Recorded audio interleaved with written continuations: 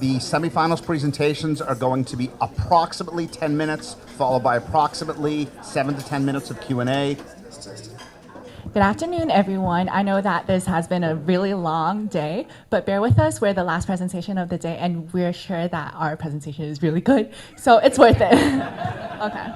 So we're really honored to be here to present our solutions to the zero waste movement. Forbes has done an annual research indicating the following. 94% of the people support recycling. 74% of the people actually thinks recycling is a top priority, but only 35% of the people actually does recycle. Through conducting interviews with 20 students, we learned that monetary incentives would be a great motivator for students in order for them to implement sustainable everyday habits. As for actions that Boston area schools can take, they can be inspired by Stanford's My Cardinal Green application, which utilizes this idea. Stanford students take a survey to find out which habits they should implement in their everyday lives in order to become more sustainable. Recognizing that building competencies is an important part of learning and personal growth, we've identified the Environmental Intelligence Quotient, EVQ, as the capacity to be aware of, analyze, feel empowered, and take action to protect the natural environment.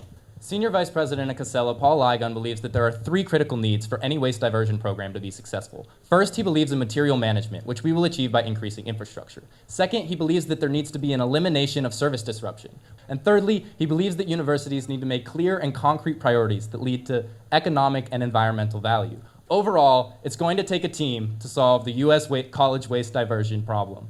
And we believe that we have laid out the necessary framework to create real impact on any campus community. Thank you, and we will now take questions. You mentioned that you want to use student volunteers and that you have the incentive program for that. But do you think the incentives are enough to overcome that stress level that you mentioned at the beginning of the presentation?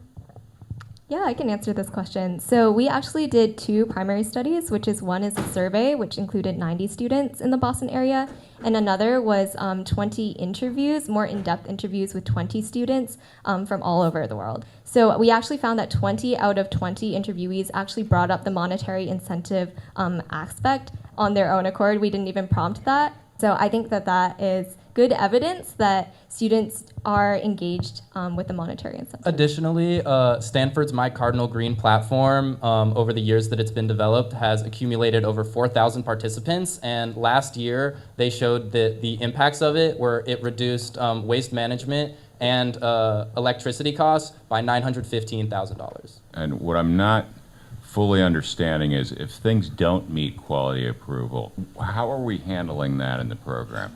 Okay, yeah, that's a very good question. Thank you for asking that. We are trying to sort the clothes by a descending order of the quality. Yep. So the finest one are going to the secondhand store. We are giving them the best quality they can get, which is like they can just sell them directly. And then just after that, then cleaning cloth, then we can do the remake, and then the projects for school departments. I think that's kind of like a trend, like a flow.